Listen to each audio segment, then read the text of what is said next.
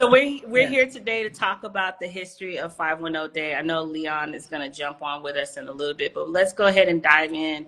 Maybe let's have you, Nicole, introduce yourself and tell us a little bit about Urban Peace Movement. Okay, great. Thanks for having us. My name's Nicole Lee. I'm the executive director of Urban Peace Movement. We're a grassroots, community-based organization, racial justice organization here in Oakland.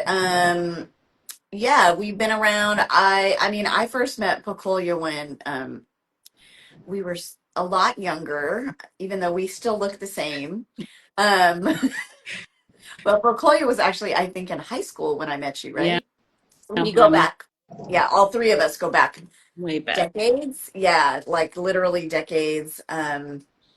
Since the late 90s, and we were all activists together, and we've all wore many hats and had many different organizational affiliations. But I think what's most important is that we've been part of the same movement for decades, fighting for our people to have what they deserve, and for this, this world to be, um, yeah, just a more fair, more equal, better place.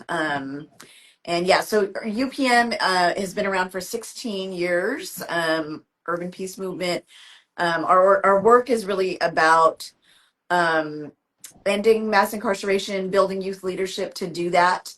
And I think our work is really, at the center of like culture, social justice, and youth organizing is kind of the three pillars, I would say, and community healing work. And so, yeah, I just think, our work is really at the intersection of those things. We really believe that the more healed we are as a community, the more able we are to dream the future that we deserve and to fight for it. And yeah, and that culture, I mean, I think this is something I learned from Needa back in the day. Culture is a weapon that we can use in our arsenal to fight for justice.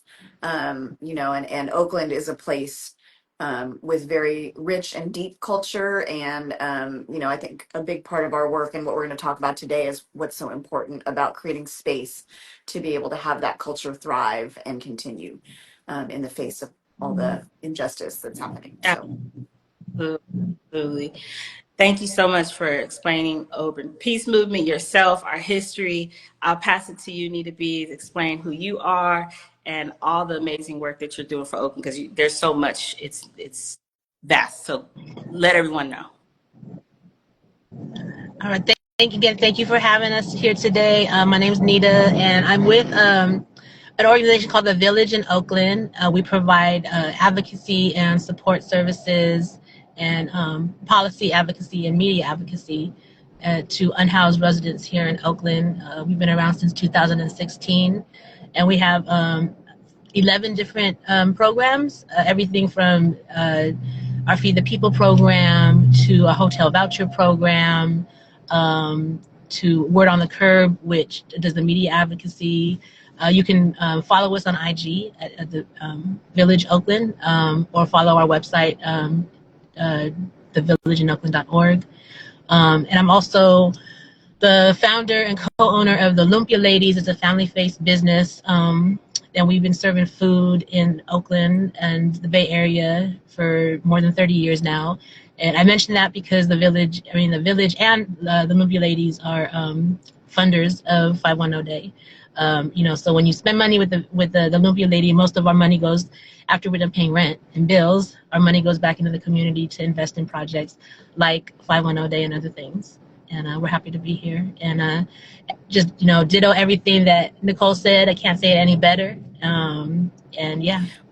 Well, I appreciate you both for joining us. I think sometimes we see all these amazing things happening in Oakland and we don't know the history. Folks just kind of show up and they're like, oh, this is the Bay, and this is all about Oakland. And culture is resistance, right? It is our way of resisting gentrification. It's our way of existing erasure, not only just here in Oakland, but across the Bay Area. We still here. We're going to be here. So either one of you can lean into what made us start 510 Day. You need a I'll jump in. Yeah, so 415 day. There would be no 510 day had there not be a 415 day. And that was started by a group of activists and culture keepers in San Francisco. One of the founders, Patty Barasa, Patricia Barasa, she gave me a call like, we're gonna do this thing called 415 day. Will you come with free food? I'm like, of course. So we came through and I was like, this is amazing. 415 Day, from its inception, always had a strong political message. They had a thing called 3 Rs, and I hope I'm saying it right.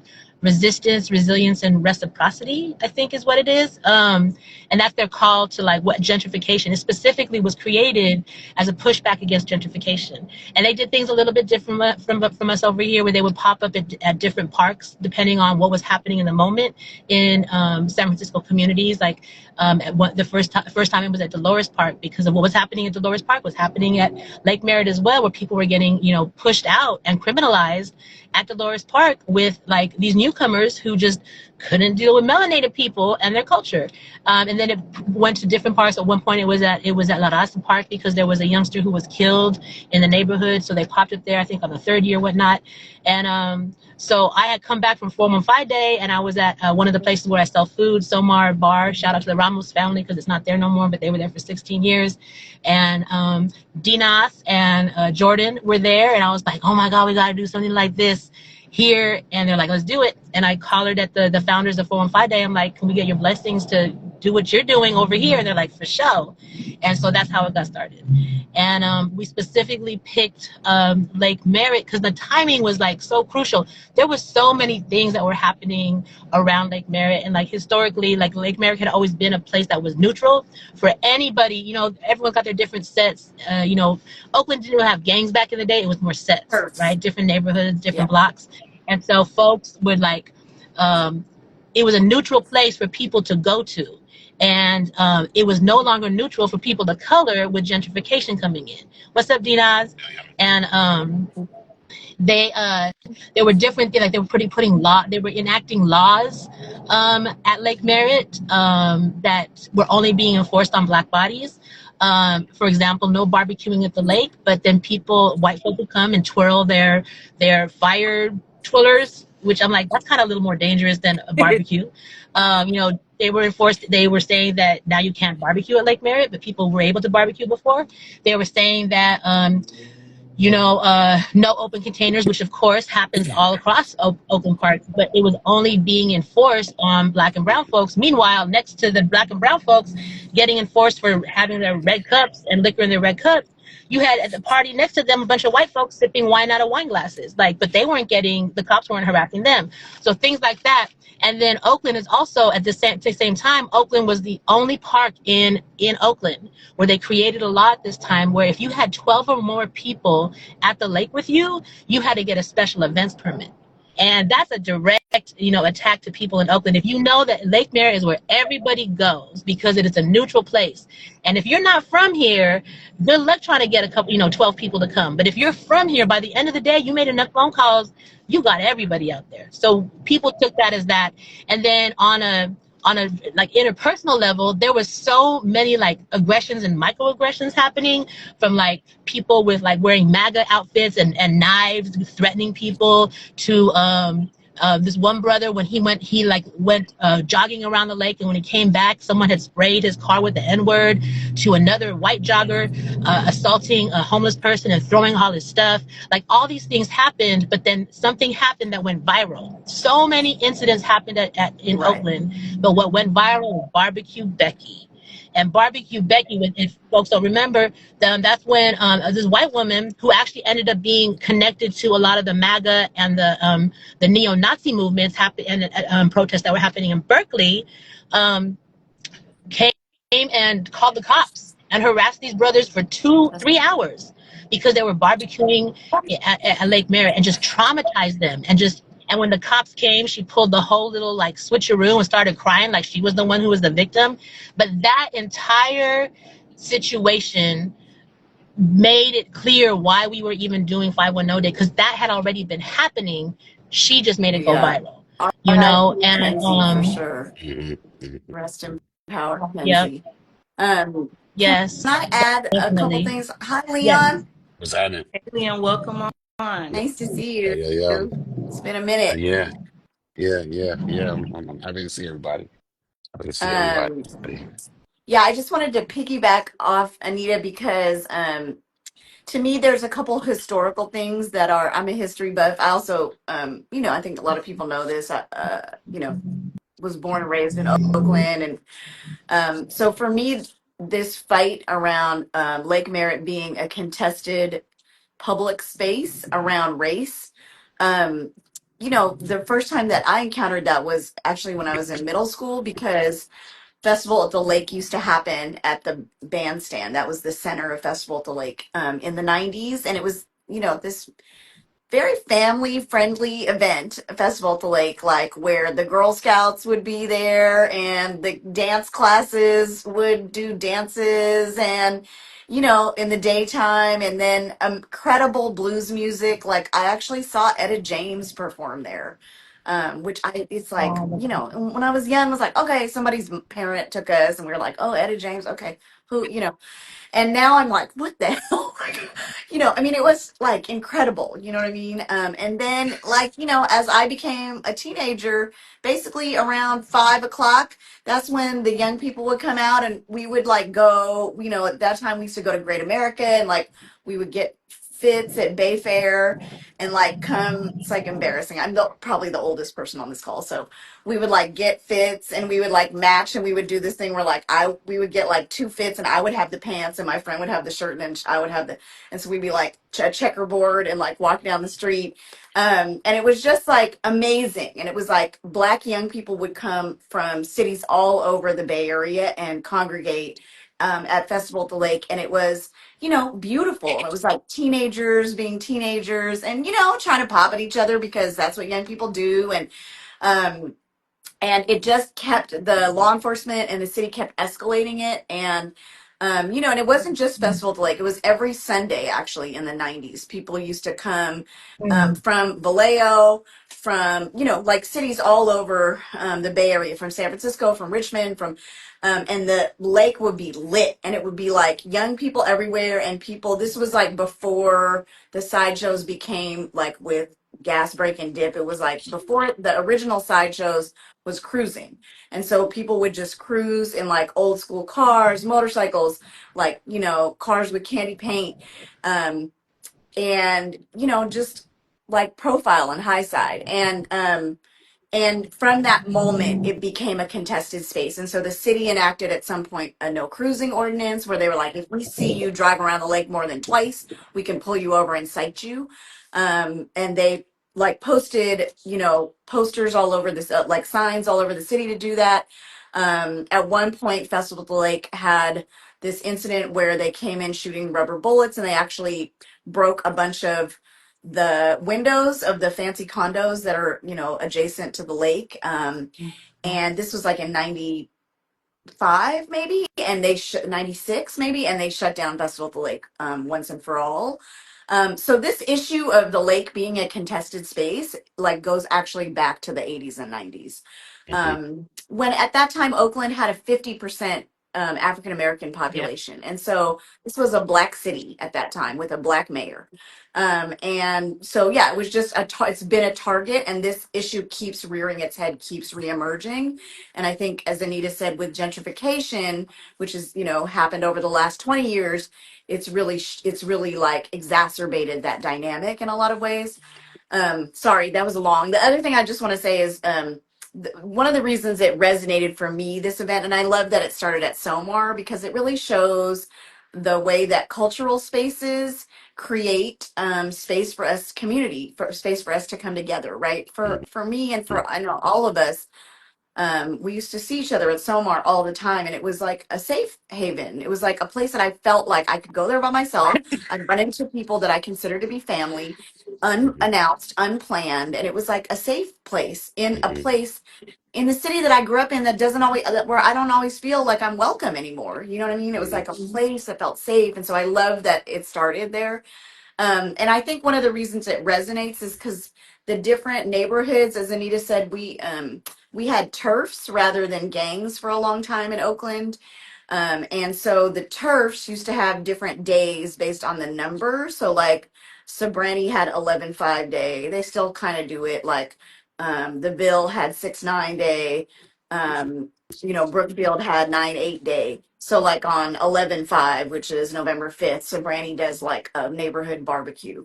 And it has sort of a negative connotation a little bit. But I do think that this idea 510 day to me also builds off of that historical context and created a day that was like, this is about all of us together. This is about unity and this is about our city as one. That's right.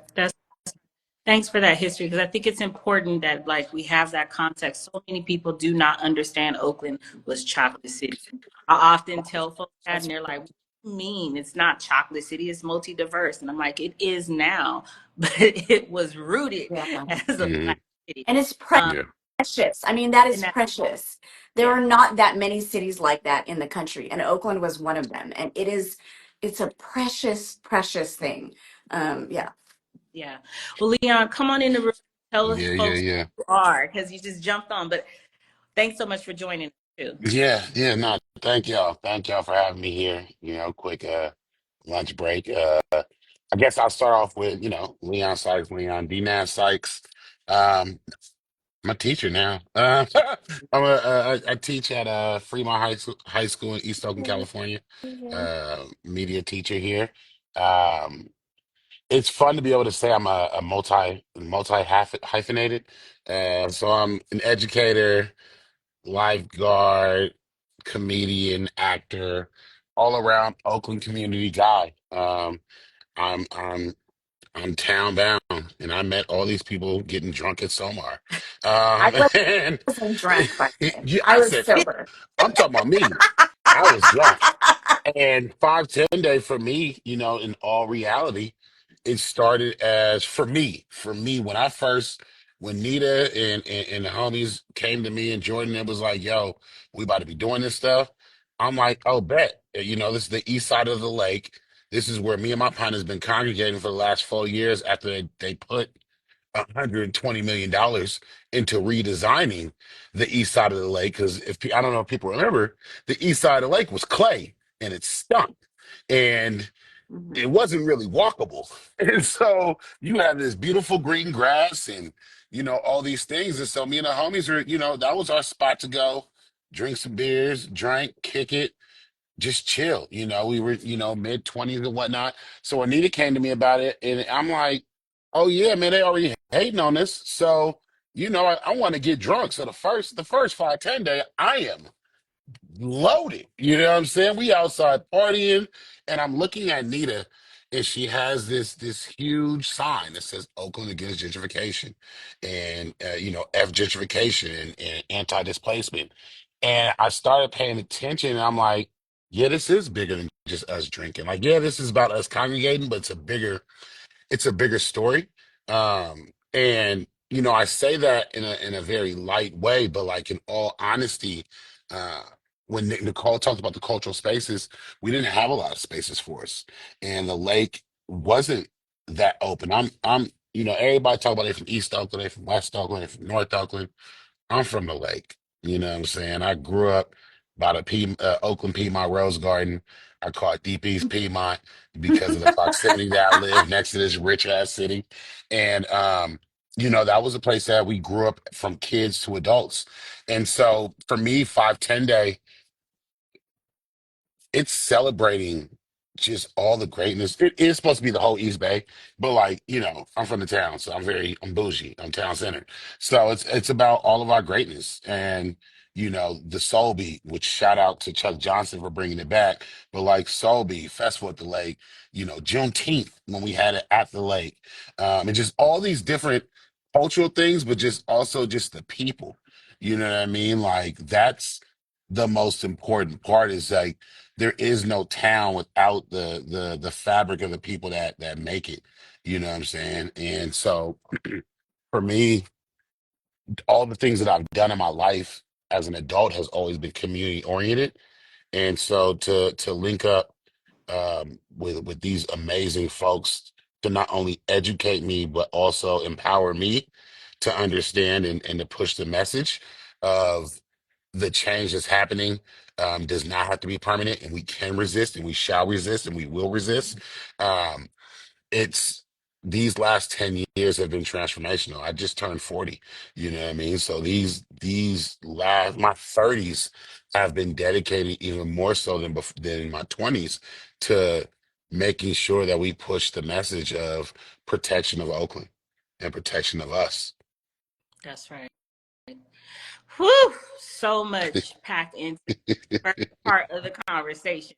History, the deep connection to the 80s and the resistance of Oakland being taken over by these MAGAs, the way we've used culture to really frame resistance. Use woo, fire, fire, fire, fire.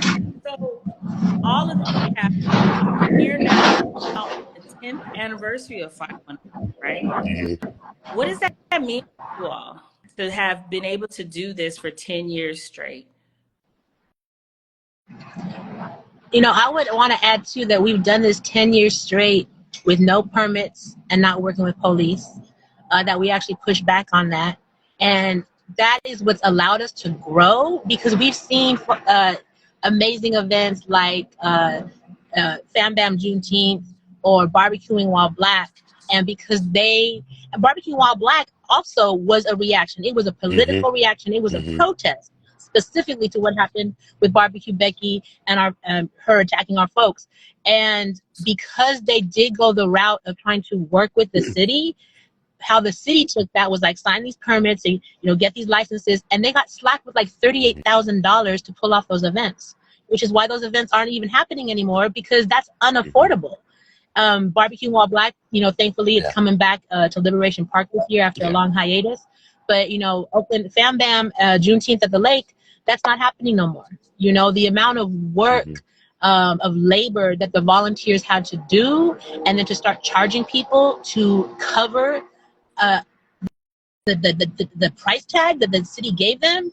We have completely avoided all of that because we are standing strong on this is a protest. This is our First Amendment right.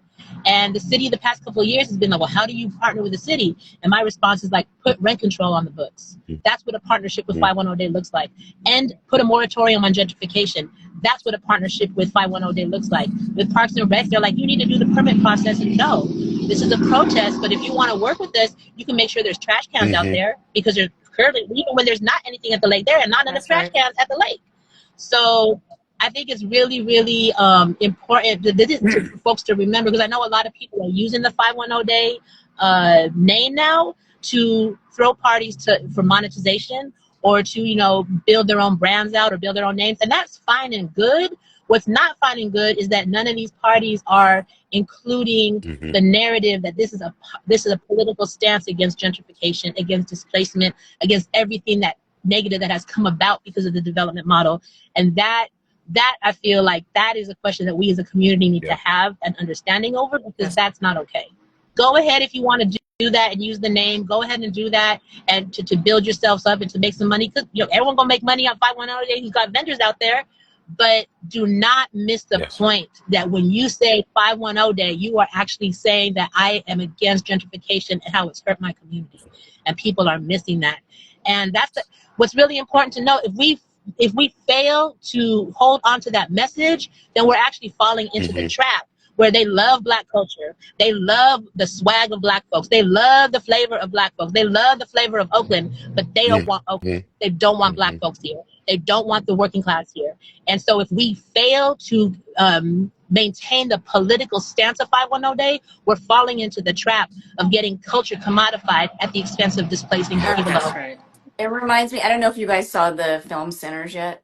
Everyone's mad at me because I keep talking about it and Yes. I give spoilers. So I'm going to try not to do Oh, that. But Sinners. Right. there was a Yeah. Yeah. line Yeah. in Sinners where Delroy Lindo, who actually lives here in Oakland, the Yeah. actor in real life, his character says to one of the other characters, they talking about they had played their music to a white audience at one point, and he said they love the blues music, they just don't like the people who make it. Yeah. And I feel Yeah. like that, Yeah. it's just like a Amen. theme throughout history, and I think it's relevant in this conversation.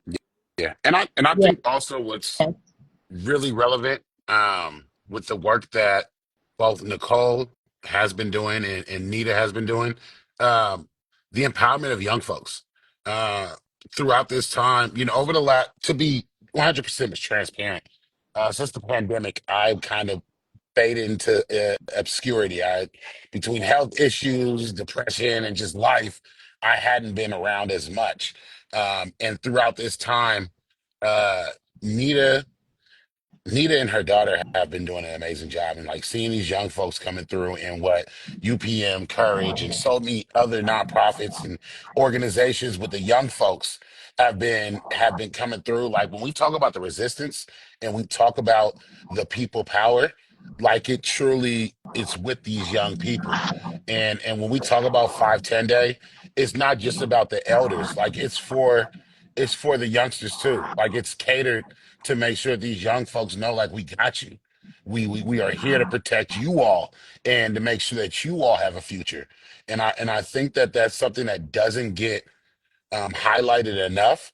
And when it first started, I was like, man, hold on, man. I want to have my Jameson at the time. I want these youngsters around here. And as you pay attention, you think about, oh, we don't have school on Martin Luther King Day. That was high school kids at Tech. You know what I'm saying? We in the town and we talk about the Black Panthers. Them was high schoolers and college students. That's You know right. what I'm saying? So when you think of all those things, it's just important to really highlight like the work of the young people being involved as well. And that's why, again, like Nita said, not to anybody throwing events and all that stuff. That's why we don't do the nighttime, and we don't do the 21 over, et cetera, et cetera, et cetera, because we want to make sure we embrace these young folks and have them see the greatness. So when they get older, they passing that on and they passing that on and they passing that on. You know what I mean? That's great. I'm glad you raised that. I would love to just give a shout out.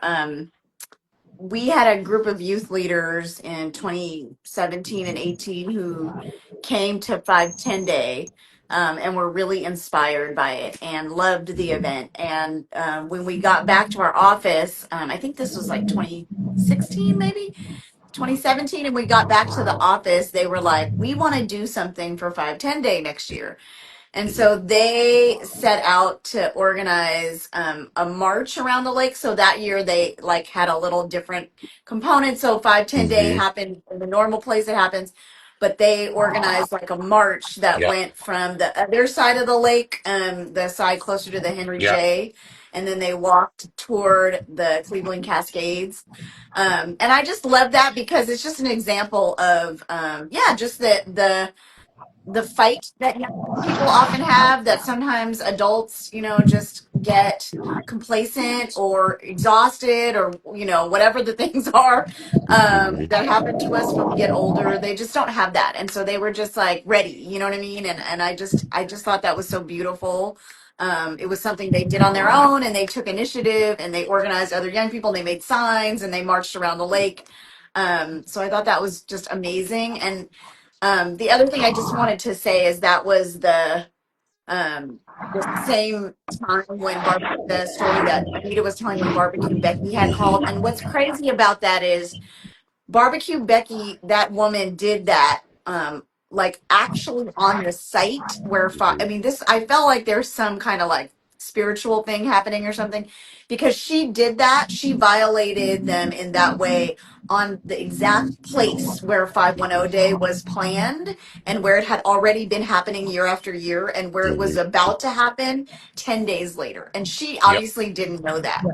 um and I just felt like this moment where the universe lined up. And um so she did that. It made, it went viral and it made national news. And then 10 days later, we had already planned 510 Day, right? It had been Hmm. happening for years on the same day in the same location, and it was about to happen 10 days later. And so it was like we were, it was like it just felt like it lined up. And Yep. so we did the event, as it had been happening for years. And this time, like, I don't know, I looked up and there were like 1,000 people standing there. Hmm. But it wasn't like a typical protest. It was definitely a protest, and it was definitely resistance. It just had a Hmm. different vibe this Hmm. time, and it taught me something. And yeah, it was this moment of like, like sheer and utter joy, but at the same time resistance. Yep. And it, you know, I think that anger is an important emotion, and I think that we should be angry about what's happening, especially right now in this world. And that's an Hmm. appropriate and healthy emotion for us to feel and to be expressed in our activism. But there are also moments where joy is okay to express Yes. in our activism. Yes. And that was one of those moments. I looked up and people were doing the electric slide. It felt to me like a flashback of what the lake used to feel like to me when I was a teenager there in the early 90s. It felt like that great old chocolate city Oakland Hmm. that many of us feel so nostalgic for these days. It just felt like there it was again. And so, anyways, Millie Jamel, who does barbecuing while black and who's a alumni of ours, he went over to DJ Fuse, who was DJing, and he said, "Hey, I think you should play Frankie Beverly before I let Hmm. go." And Fuse was like, you know, sometimes DJs don't always like suggestions from the crowd, but at this moment, Fuse was like, "Oh, I actually think you're right." And so they put on that song, and the next Hmm. thing we knew, the crowd broke out in the electric slide. It felt like a family reunion. And so someone we don't know filmed that moment and put it on their social media. Hmm. And the next morning we woke up and I had to go to this meeting at 9 a.m. and it was with the NFL Players Coalition thing, something. And so we walk into this meeting, and there's this guy, Malcolm. Oh my God, it's really embarrassing. I don't watch football, so he had just Malcolm won Jenkins. the yes, Malcolm and he's from the Jenkins. Hmm. Philadelphia Eagles at the Yep. time, and they had just won the Hmm. Super Bowl. But I didn't really know all this because I don't watch football like that. But I was like, "Oh, hi, nice to meet you," you know. And I was so exhausted because we were out there cleaning up the lake until like 10 o'clock at night or 11 o'clock at night, unloading trucks and whatever. And I get into this meeting, and I'm like, I don't know what this meeting's about. I'm exhausted. Like, I'm just trying to pull it together. So I shake his hand, and he says, "Hey, do you guys know that what these people did last night?" And we're like, "What are you talking about?" And he's like, "These people did this response to Barbecue Becky, and they did the electric slide." And I was like, "These people?" I was like, "That was us." And he was like, I was like, "That was our people." That's And great. he was like, I was like, "How do you know this?" Because he had just flown in from Philadelphia that morning. Hmm. And I said, "How do you know that?" And he said, "It's all over the news." And it made worldwide headlines, like literally international press covered it. And I think it's just this like the story of Oakland, you know, this was happening all over the country. People were getting thrown out of Starbucks for being black in Starbucks, and like, you know, just these ridiculous people calling the people because somebody was walking a dog, and some white woman called the police because the guy was trying to walk the dog in Central Park. I mean, these things were happening all over the country. And the difference was because of 510 Day, the difference was the story in Oakland ended differently. It wasn't just like this injustice happened. It was like this injustice happened, and then the people fought back. And I think that is the story of Oakland. And I think 510 Day is indicative of that story. Yeah, Hmm. absolutely. So we are days away from 510 Day 2025. Tell us what people should be expecting, how people are getting ready to all the But first and foremost, everyone should be wearing all their favorite Oakland gear. Come representing your favorite gear. Um, and we have, this is the biggest 510 day, and it's the first time it's on a Hmm. Saturday. Last year, we had about 6,000 people come through for the whole day, and it was on a Friday. So we expect way more this year. The We Still Here stage is going to be at the Pagola. And we're every Saturday and Sunday, there's a drum circle there. And part of, you know, the aggressions and microaggressions that have happened at the lake is that drummers have been called on. People have called drummers on the have called cops on Hmm. the drummers. Whether it's young Aaron who's still there on Grand and Yep. MacArthur, or if it's Samba Funk who got detained for drumming for hours. They were there to like the middle of the night Hmm. detained because they were drumming at the lake. And then the drum circle, they call themselves the Soul Beats with a Z community drum circle. They're there every weekend. They get the cops called on them too. And so rather than disrupt what's already happening there, the We Still Here stage is just building up what's happening there. So we have a call out for all drummers to come, all percussionists to come, and we're going to have DJs. It's going to be going back to the original roots of the Barbecue Becky incident. We're going to make it a dance party this year. And so from noon to 2, we got DJ Black and DJ B Style. And then from 2 to 3, we're going to have a housing justice speak out, and we'll have speakers both with around tenants' rights and with homeless advocate organizations coming to talk about, you know, housing justice from their different lenses. And in between them, we're going to have different drum crews come and do sets. And then from 3 to 6 is usually the time the community drum circle is there, and they will be there, but DJ Abel D and DJ Lucas Brown are going to be DJs behind them playing African beats and Caribbean music to just really keep it crunk. It's get ready to dance, y'all. That's another thing. Wear your dance shoes. And then from 6 to 8, we've got DJ Torre from Hieroglyphics Crew being the DJ, and we have a slew of Oakland performers, R&B performers, rappers coming through to do their thing. And then we're closing it out from 8 to 9 with a fat ass dance party with DJ Kleptic, and that's that stage. We're gonna have the Hustlers Market going all the way down Grand Avenue, and then also going down Lakeshore around close to where the area of across from the stairs, and just kind of spreading out. At the area where the stairs at, we're also gonna have Afro Entertainment out there with Upside Down Ghost and O2, the good bad guy. They're gonna be doing from 12 to 3 a dance party, and from 3 to 7 an Oakland-wide open mic. If you want to get on whatever your genre is, if you want to get on the open mic, show up at noon to sign up. The list stays open until it's full, and then from 3 to 7, it is an Oakland open mic. And then over on the Grand Avenue side, we're going to be having a comedy stage featuring Oakland comedians that'll be right across from On's Burger. We're also going to, yes. And then from the Pagoda kind of grass area down to Bowdoin Way, that first patch of grass past the Pagoda on Lakeshore, that's going to be the youth zone. They're going to have their own stage there closer to Bowdoin Way, and a bunch of youth organizations. UPM's going to be there. Lots of youth organizations, lots of performers, whatnot, DJs all day. And then from Bowdoin Way till about the first giant eucalyptus tree on Lakeshore, there's no street right there, so we're just marking the eucalyptus tree. That's going to be the graffiti arts area, and we're going to have 2 areas with graffiti arts, but that one right there, we're going to have TDK painting live, as well as doing airbrushing, limited airbrushes. Airbrush t-shirts, whatnot. And we're also going to have a black book party for graffiti artists. For folks who don't know about graffiti art, graffiti artists start in their black books, and they perfect their designs in their black books. And this party is for all the graffiti artists to come out and swap each other's books and draw in each other's books and just build community with each other, right? And then from that edge of where the graffiti art area is going to end all the way down Lakeshore as far as the eye can go, that's the other half of the Hustlers Market.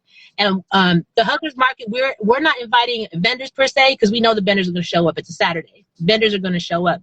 We're inviting the social justice organizations to show up. And the idea is to really this is an opportunity for folks to plug in to the social justice organizations that are doing work 365 days a year. Again, 510 days isn't just about one day. This is a day that we come together and celebrate and protest, using our celebration as a protest, but we really encourage people to use this opportunity to plug into the organizations that are doing the work every day to make Oakland better, and to make sure that we are part of the future of Oakland. That's really the big thing, is that we want to be here in the future, and the development plan and the developers and the real estate and the private interest, investors, they don't want us to be in the future of Oakland. So for us to stay in the future, we got to be united and get involved and get active 365 days a year. So that's going to be an opportunity to do that.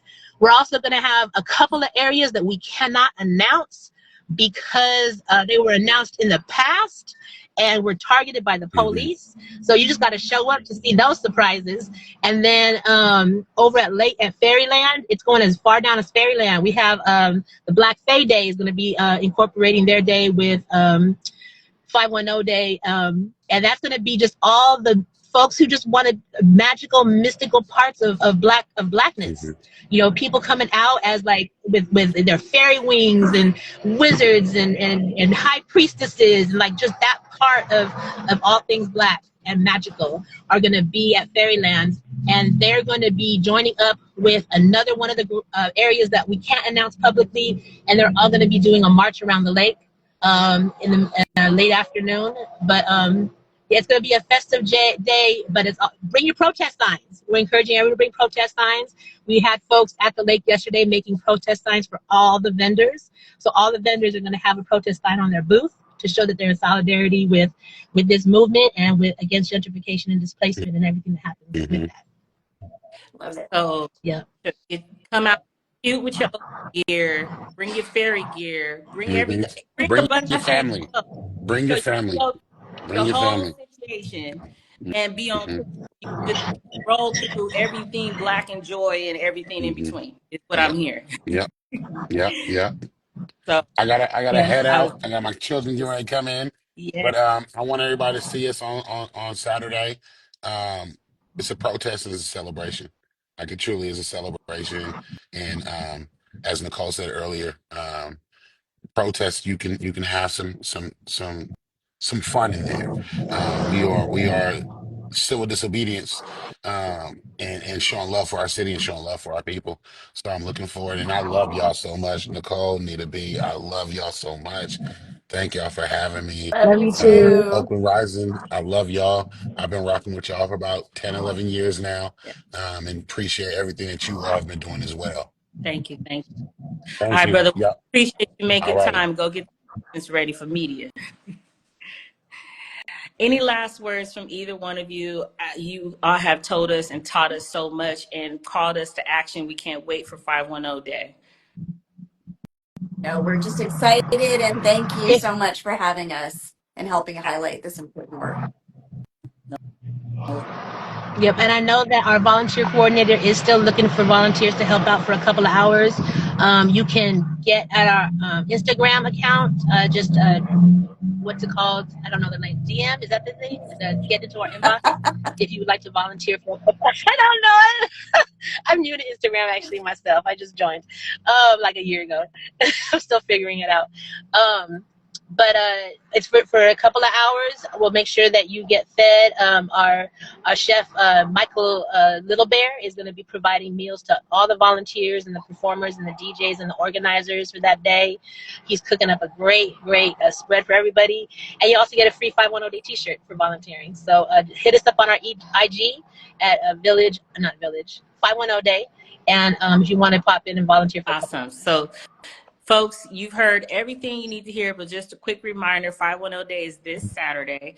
Please get yourselves there. Volunteer. We need everyone to throw down to make it a beautiful, amazing day of resistance and protest for Oakland, for Oaklanders. And let's make sure going nowhere. So check out 510 Day on the IG page, and see you all there on Saturday. All right. You all. Bye. Have a great Thanks for having us. Oh, absolutely. Oh, and Jordan's saying donate. You can help donate because we pay for the porta potties that are out there. We're paying for security that's out there. So that would definitely help cover some of the funds if folks want to. Every dollar counts. Yes. And thanks for all the positive comments. I don't know if you all have been able to see, but people are just like, this is amazing. So please know that we are all grateful for you, Needa and Nicole and Leon, for making this a day of resistance for Oakland. Appreciate it. All right. Thanks. Thanks Thank you guys for making the journey to protect our unhoused residents too. Hopefully you get some nourishment in you.